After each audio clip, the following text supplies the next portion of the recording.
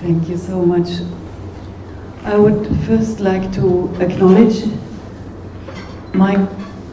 everybody who invited us here. And these people sit here. Thank you so much for having us here, for giving this wonderful campus.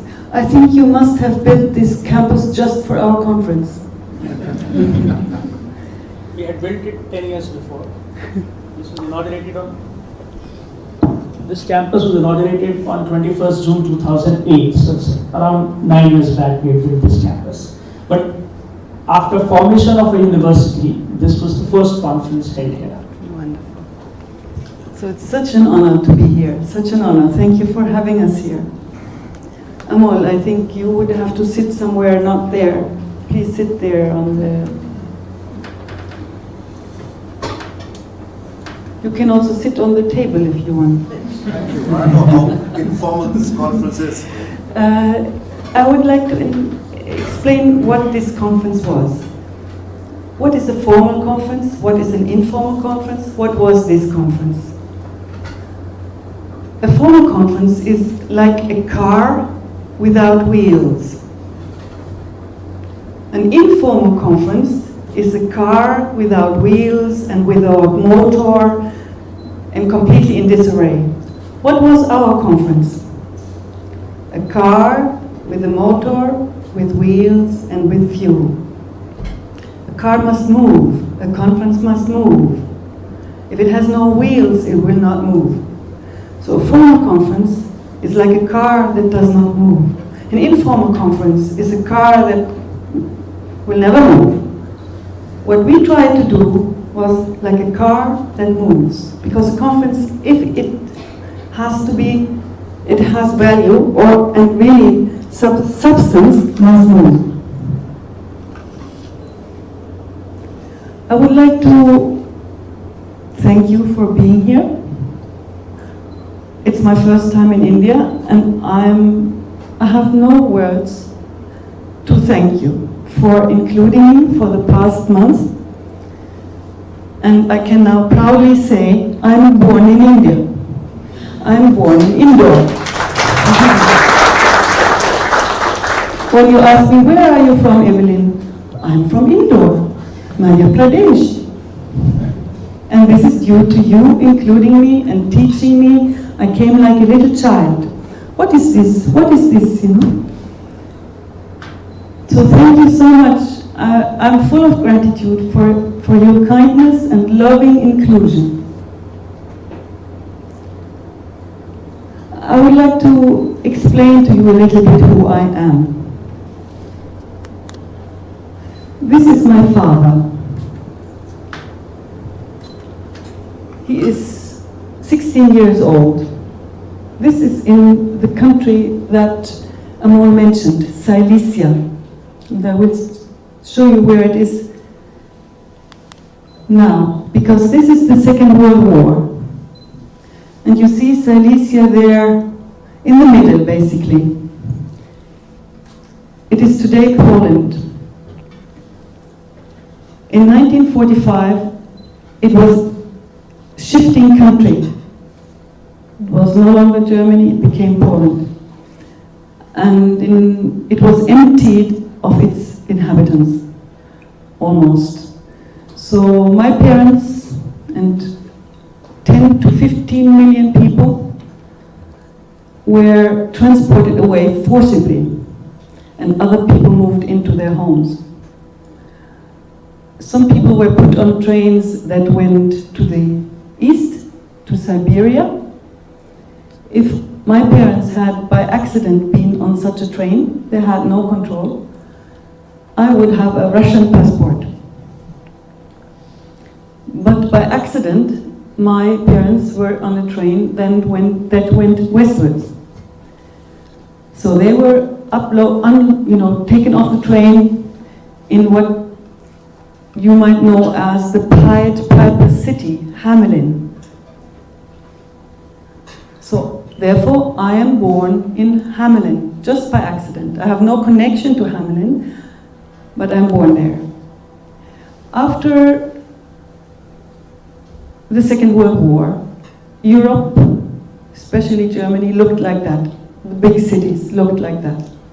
Total destruction. Therefore it's called World War. Japan looked like that. Tokyo looked like that. Osaka looked like that. So what did the world do after this war? All the nations of the world came together and they adopted the Universal Declaration of Human Rights. You see here Eleanor Roosevelt. She is credited for putting in that every human being has inherent dignity.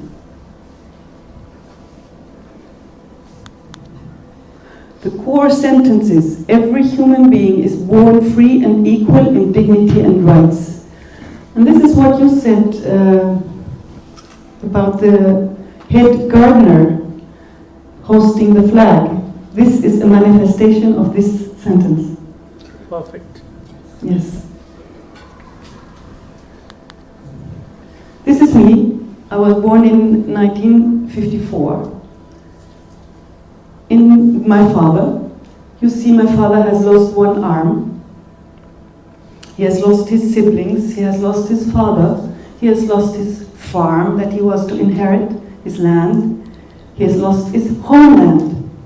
He has been forcibly displaced. He is profoundly traumatized by war and by displacement and by having suffered, losing one arm and home.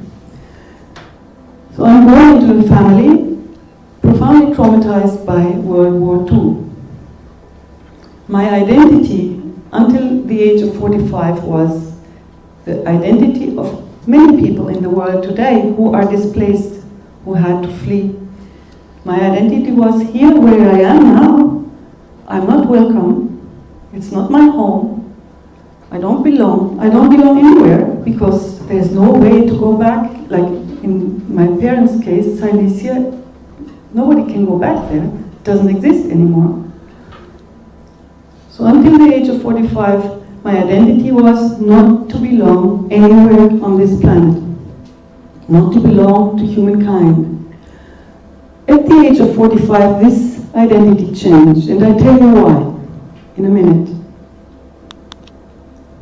This is my father now, 91 years old. And I think through my work, I have also healed, or helped at least heal his trauma.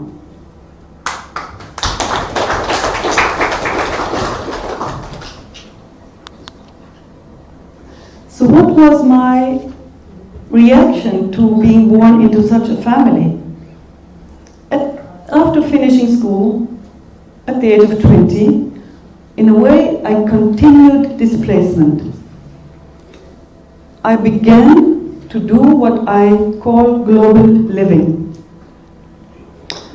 At the age of 45, I had lived globally so long, so much, to become at home on so many continents that my identity changed from feeling at home nowhere to feeling at home everywhere.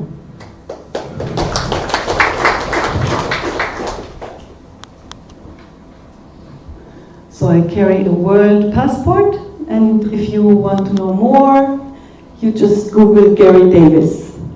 He's the initiator of the world passport.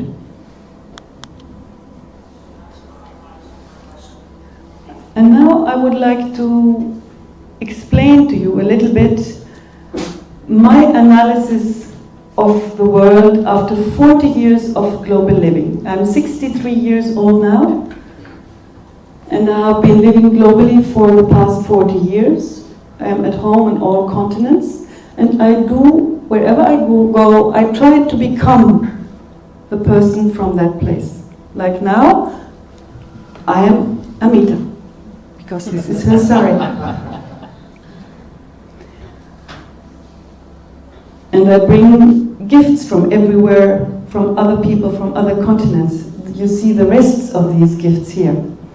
And you asked last time, you asked me, where is my gift? You would have to choose from the rest of the gifts. when we finish. Yes. And I will explain to you what this gift collection means. I call it Circle of Love Gifts. My suitcase is full of gifts. I don't carry my own clothes because I will become another person when I go to another place. I will wear the clothes of the people where I stay. So after 40 years of global living, I have developed a kind of bird's eye perspective on us, human beings, the species of Homo sapiens on this planet.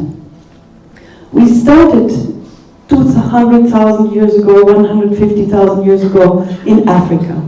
And when you look at this Bradshaw Foundation website, you can click on how we populated the planet and how it took the first 95% for us to complete the first round of globalization. You see, we first went from Africa, then we went along the coastlines, then we went into the continents, and then at the end we discovered the Americas. And you see here, it ends. The first round of globalization ends about 12,000 years ago, 10,000 years ago. So the first 95% of our history as modern humans is profoundly different from the past 5%. The past 10,000 years are very, very different to the first 95%. What is the difference? The difference is that we always could go further. There was always another continent, another valley to go to. But planet Earth is finite in its surface. If planet Earth were bigger, we would still be wandering to the next valley, migrating, following the food. There would be enough food to follow. But the planet is finite. So at some point it was bound to happen that we were stuck. Next valley was already taken by other people. This is what we call the Neolithic Revolution, when we developed agriculture all around the world in a very, very short historical period. And with agriculture and with being stuck, we started with war, systematic war. There's no archaeological sign of that before that. So the last 10,000 years are a time of win-lose. Either I have this land or you conquer me and you take it. Win-lose. While before it was a win-win situation. So our bodies and souls, the human nature, our human nature has evolved in a much more constructive, much more easy context, a win-win situation. So therefore our human nature is social. Therefore we like to cooperate. Therefore we do not want to make war. We are not natural killers. This is why so many veterans commit suicide after having gone to war. Because killing and dying is so difficult. It's not our human nature to do it. Soldiers have to be trained. They have to be trained not to look into the eyes of their victim, otherwise they cannot shoot the victim, the enemy. If you look into the eyes of the enemy, you have problems shooting the enemy. So this is because we are not hardwired to go to war. We are not hardwired to do that.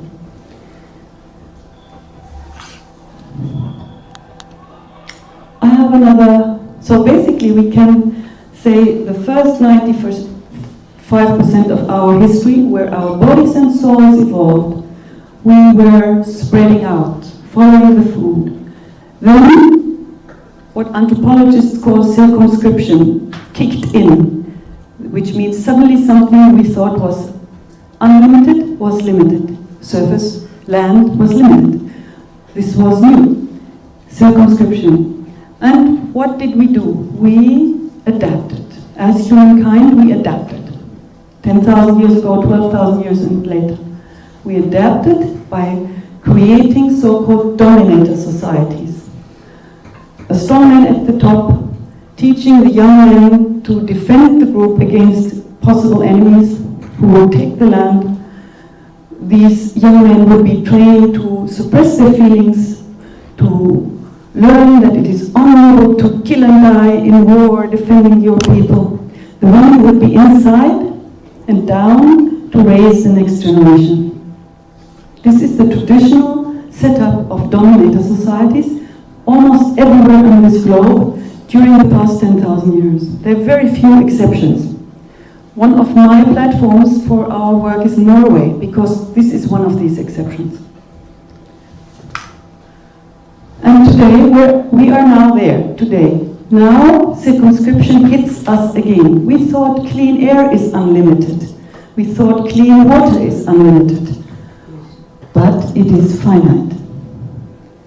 Fossil fuel is limited. Everything is limited. We know that now. So circumscription hits hard now. And what do we do now? We are in a situation at a turning point in our history as human beings that is as important as the turning point 10,000 years ago. It's a turning point, and everybody who is of the young generation here must know that. We are living in a turning time, and no generation ever has had the responsibility that you carry. Never ever. Because now it's the survival of humankind that is at stake. So what do we do now? What should we do? 10,000 years ago we adapted with creating dominator societies. We learned how to compete for domination. The strongest dominator would win, would build an empire. Therefore, this country was colonized. And then there would be resistance, and then the empire would fall apart, but then there would be a new round. It would be a new round of war and competition for domination, again and again and again. This is what we learned in the past 10,000 years.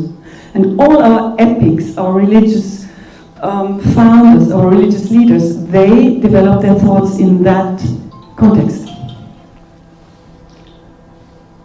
So what do we do now? We have to see what 10,000 years ago we adapted with learning to dominate. What we do now when we listen to the news is we maximize domination. Because this is a curve of growth. We hear that the economy has to grow to get jobs, but an exponential curve in a finite environment basically is not possible. So we have to rethink what we learned 10,000 years ago. Okay, it was some kind useful the past 10,000 years, but now we have to think new, because if we continue with competition for domination, we will destroy our planet and ourselves. So what should we do then? How should we rethink? We have to learn to work in circles. We have to learn partnership, not domination. And the good news is we can. There's no problem. We have all the knowledge. We have all, our human nature has prepared us for cooperation. Our human nature is perfectly ready to go and hold hands as a human family on this planet and think of constructive ways of surviving. We are perfectly able to do that. I have a different way of showing this. If I respect myself so much, and I respect you the same, then we are on one line. And this is, I call the line of equal dignity. I think the first 95% of our history, we lived like that. We were very few people on this planet. We lived in small groups. They were not hierarchical. And we... Thank you. So then came this first turning point. You remember the first turning point. We built dominator societies. So what did we do? We built a hierarchy. Higher beings presided over lower beings. Slaves, the colonized are down, masters are at the top. A hierarchy. This is the past 10,000 years almost everywhere on the globe. And in this context, to humiliate those who are down is a duty. To punish your inferiors, to beat your wife, to punish your children, all this is a duty of love for those at the top.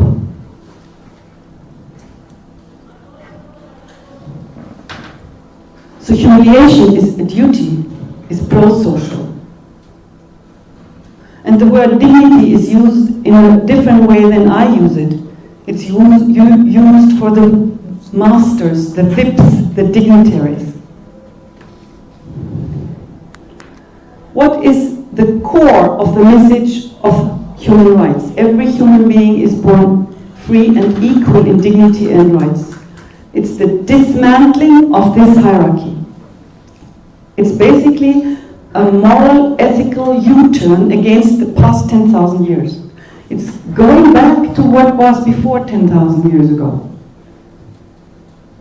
It's inviting everybody to meet in the middle and to hold hands together in equality in dignity. Equality in dignity means not that everybody is the same or identical. It means equality in dignity. It means unity in diversity. And this movement, this building down is extremely difficult. Extremely difficult. And this is what we all suffer from now. The difficulties of building down the dominator model and to all meet in the middle.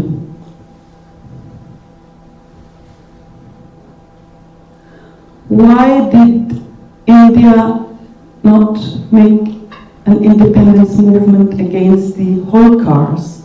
This is what Amita was thinking about. You gave me this question. Why the independence movement against the British? Here you see the explanation. The Holkars kept that. The British brought this message. If they had practiced that thoroughly, if they had not brought any Indian to London and gave them education, it would have stayed perhaps. But some Indians learned this message. And then they said, wait a minute, why do the British have to be our masters? You know, in the university in London we learned that this is not how the world should be. So why should we accept that? So everywhere, even in the house, when the social worker goes into a house and finds a man who beats his wife and says, but I have a right to beat my wife. She was disobedient, she needs to respect that I'm the boss and she is down. And you come as a social worker and you say, no, no, no, no. The wife is being humiliated, it's a violation of her dignity. You have to stop beating her. And then the woman says, but I had peace in the house before, now you bring conflict into the house, how come? So this is so conflictual. This building down, this coming down in equality and dignity is an extremely difficult task. And I hear when the young students talk to me, they want to have a little bit more independence from the rigidity of hierarchy in their families, and this is part of this liberation, this dismantling of this dominator society. Also the wish I hear for love marriage is part of this. And when you want to make a love marriage work, you have to learn all this difficult new thing that is needed to make partnership work, dialogue work, listening, empathy, what you said, empathy. Without empathy, this partnership, this new world does not work. So it requires the learning of new skills, of new communication. This is why I prefer this table and not the high table, because the high table here if I were to speak like that to you, it would manifest the hierarchy. I don't accept that. I go around, I want to be with you. I don't want to talk down to you, I want to be with you. So this is a manifestation of partnership. And you have also the habit of going around to be with people. Yes, this is this manifestation. You see here the lying 8. You see the lying 8 on the left side there? This is the symbol I use for partnership, for dialogue, for unity in diversity. And please, my dear elder brother, can you come?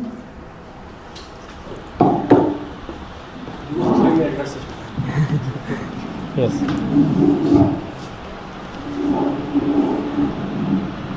Just look like that. You see, this is a lying 8. Yes. You see? Yes. We are together, but we are two. We are two and we are one at the same time. I'm not making uniformity, no. And I'm not making division. It's two and one at the same time. This is this symbol. Thank you so much.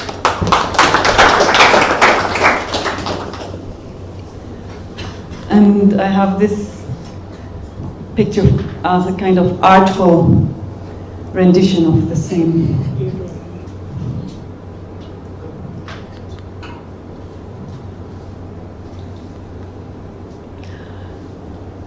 In 1948, all the nations came together and they decided never again war, never again humiliation.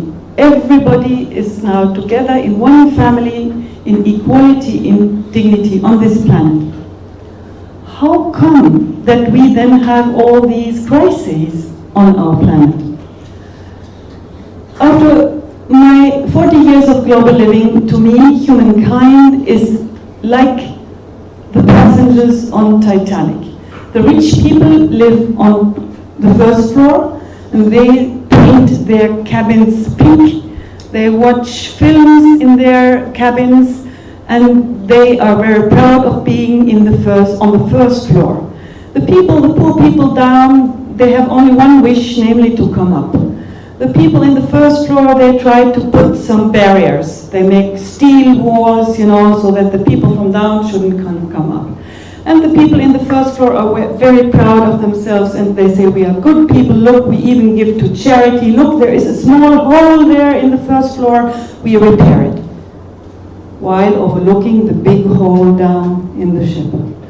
The people in the first floor think, okay, if the ship goes down, we have enough money, we can go to another planet, or, it doesn't affect us if the ship goes down.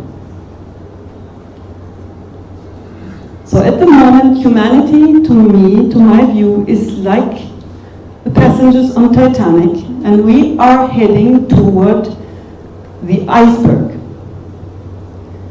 And what will happen when we hit the iceberg? What will happen? We will burn the planet and we will drown the planet at the same time.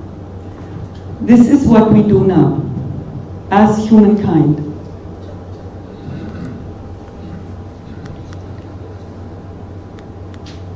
So we have important dates to remember.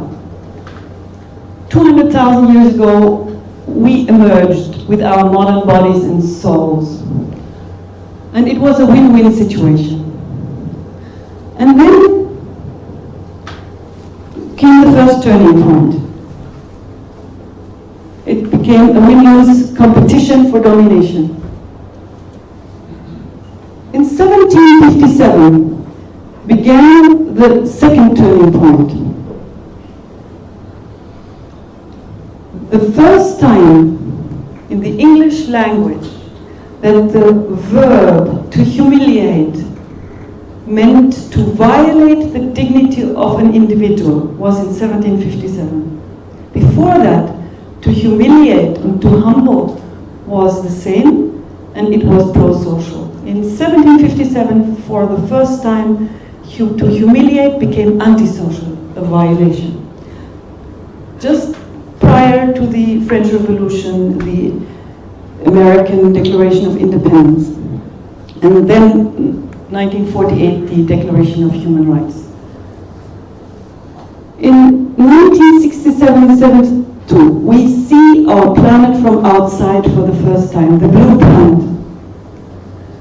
And to my view, this fact is so revolutionary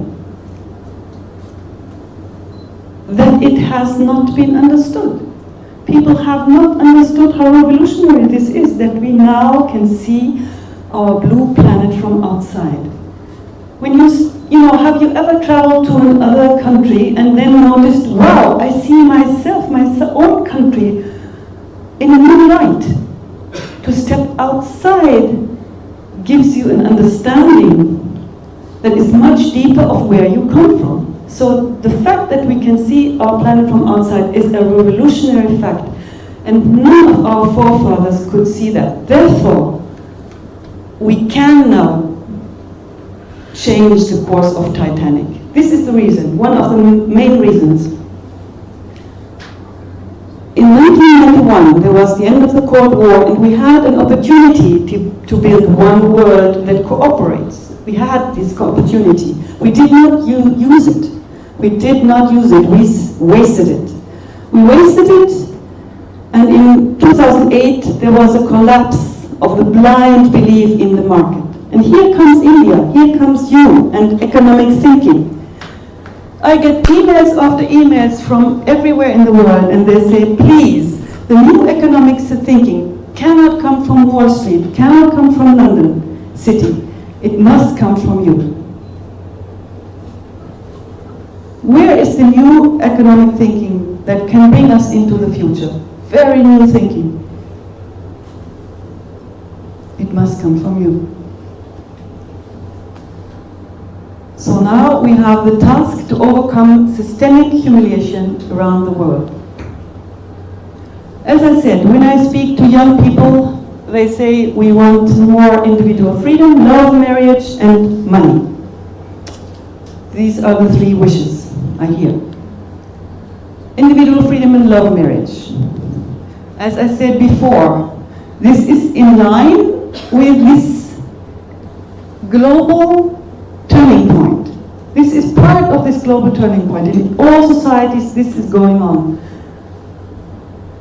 It's building down this hierarchy, this dominator model of society. But there is a problem, and you don't know it because you don't know what happens when all this is fulfilled. In the West, in Europe, in America, there is almost only love marriage. And there is a lot of individual freedom. All your wishes for that are fulfilled. Does that make a happy society? No. There is a huge amount of loneliness, and half of those love marriages don't work. There's divorce, high rate of divorce. So how come that when your wishes are fulfilled, it doesn't work? What is missing? There's something missing. The next step you want to go from dependence to independence, and this is what has happened in the Western world. There is independence. And the next step that is missing is interdependence. If independence is isolation of every individual, in a race, in a rat race, in a competition for domination, every individual against every individual, it is hell on earth. So please keep in mind, interdependence, dialogue, partnership, this requires new skills. Money, all want money. You remember when the British came and the Rajas, they kept many of the privileges. They were in a way bribed to participate, to be complicit in oppression. oppression, to say it simplified.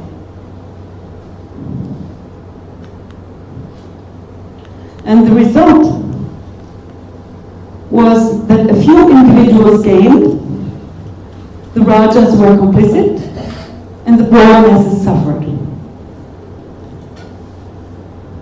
Okay?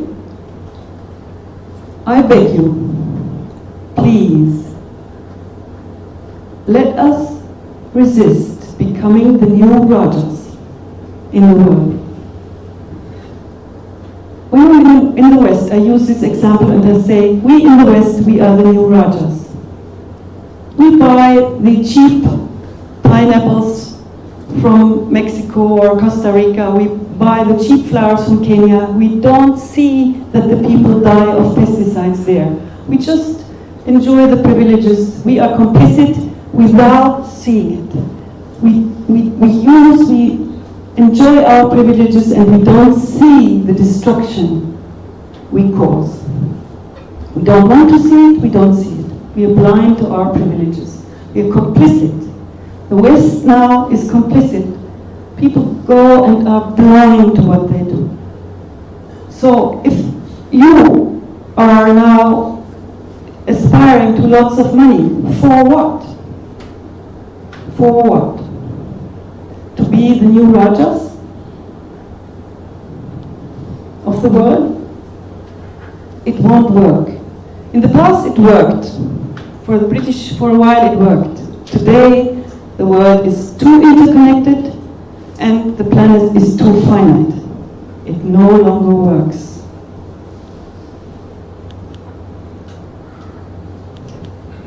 It simply maintains the old dominator hierarchy. A few are profiting and the rest is down. So I hear a lot about religion when I'm here, and the first 95% of our history, we were embedded with each other and with nature.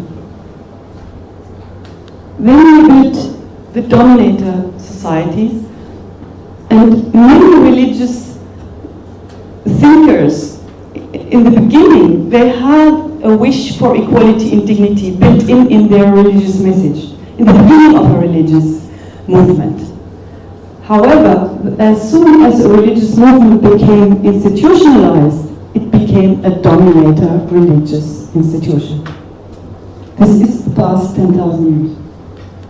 And now, the religion in the future is again to go back into embeddedness,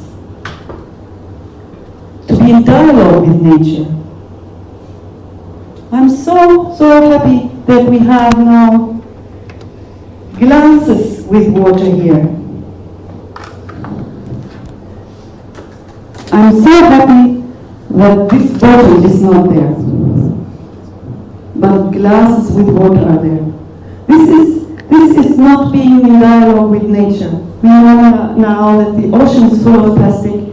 The animals are dying of plastic in their stomachs. Huge, but soon there will be more plastic in the ocean than fish. So, this is not being in dialogue with nature. So please,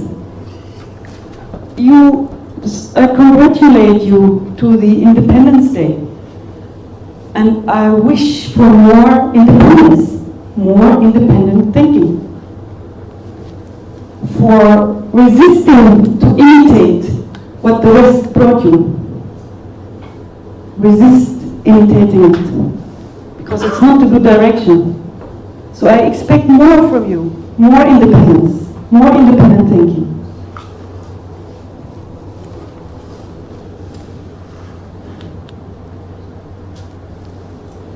Extremists go into the past. They say, oh, it's too difficult. Love marriage is too difficult.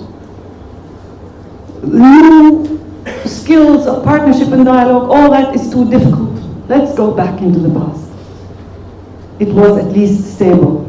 Many want that. Many are afraid of a different future, of learning new things, Yesterday I mentioned the psychological weakness that we have, all human beings, namely loss aversion. If you Google that, loss aversion, it's a human weakness we have. We don't want to give away something we have, even if we get is better. Even if what we get is better.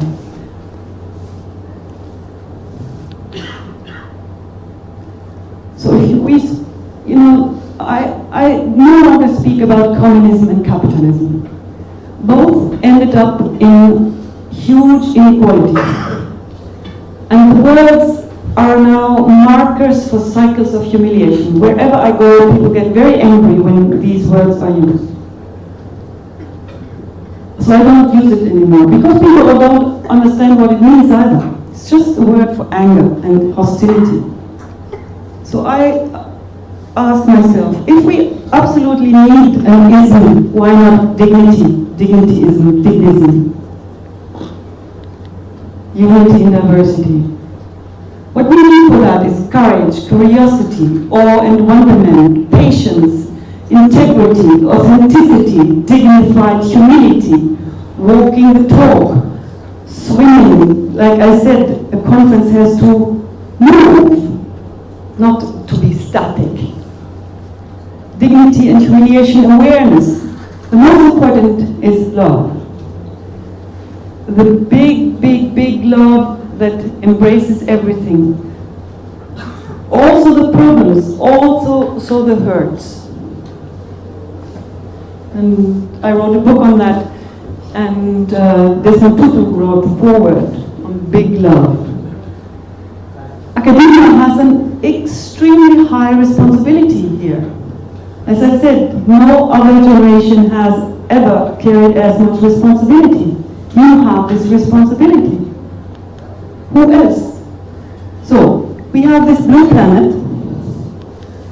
Soon it will be a burning planet and a drowning planet, if we continue as we do now. How can we preserve nature, make our planet blue, and keep it blue? How? By becoming a global family, a dignified family, a dignity family, by holding hands, by learning partnership, by cooperating globally, locally and globally. So this is why I dedicate my entire life to going around the world and building this family. I could stay in one place. I have 2 PhDs. I could have a professorship in one place, have a big house, a car, a fence, a dog, whatever. I don't want that. I decided to give my entire life as a gift to humanity.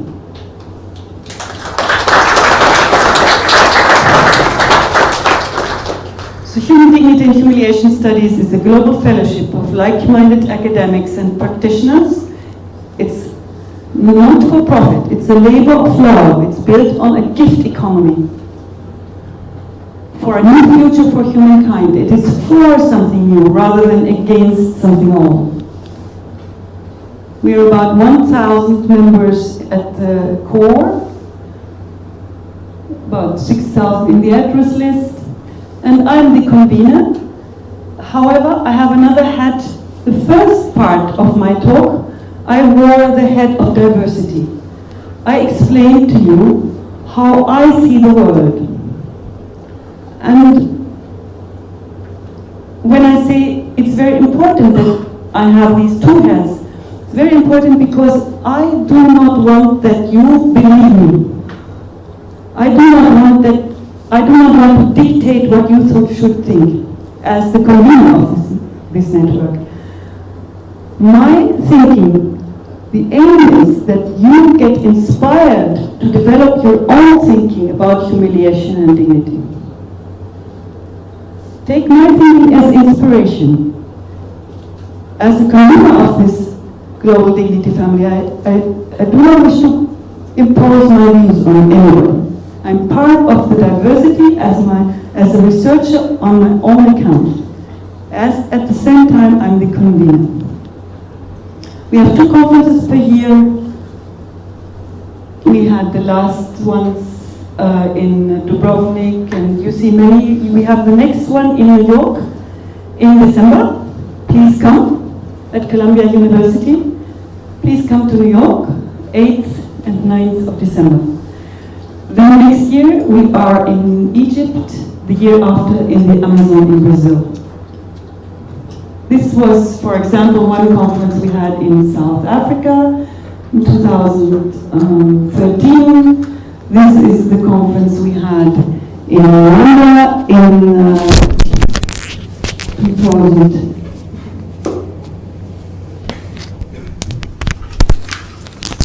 It's okay. In 2015. This was the conference we had last year in Croatia, in Dubrovnik. This was the last conference we had in December in New York. So please come. This is here.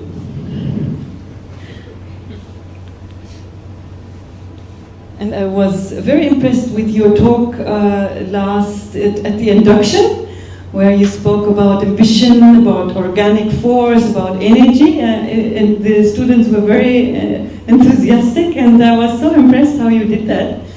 And then we heard at the induction Sarabjit Singh Baraj, and he said, treat every success as motivation gain and don't let it feed your ego. Treat every setback as maturity gain, don't see it as failure. So, my wish to you, I got a gift at the induction, I got a gift. This book, Jugaad. This was your gift to me, you remember? Yes. And I wish now that you develop Jugaad 2.0, please.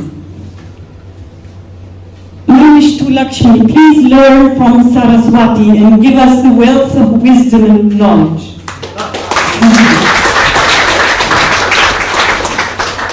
And Devi Ahilya by Holkar, please come back and lead us all into the mountains, into the jungle, so we learn moderation and partnership.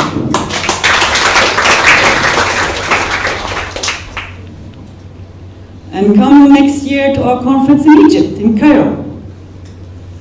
And the year after in Brazil, in the Amazon in Brazil. Please come. All members in our network who have a guest room, we invite them to declare their homes to be a dialogue home for our global dignity family. And I had the immense privilege of being in the dialogue home of your beloved principal and his wife during some of the time I was here, and with dear Pooja in the rest of the time. This was wonderful. Thank you so much. We launched the idea of the World Dignity University initiative in 2011. It's an invitation to all learners and educators to place dignity at the core of education. We have a publishing house, all not-for-profit. We even have a book by Gandhi in our collection. These are the 5 books I wrote, and whoever gives me their email address, I will send you the PDF files. Here you see Gender, Humiliation and Global Security with the foreword by Desmond Tutu on Big Love. If you ever want love marriage, read this book. And you see here A Dignity Economy, 2012. This is the book that came out now in July. Before I came to India, I finalized this book, Honor, Humiliation and Terror, an explosive mix and how we can diffuse it with dignity. Thank you very much.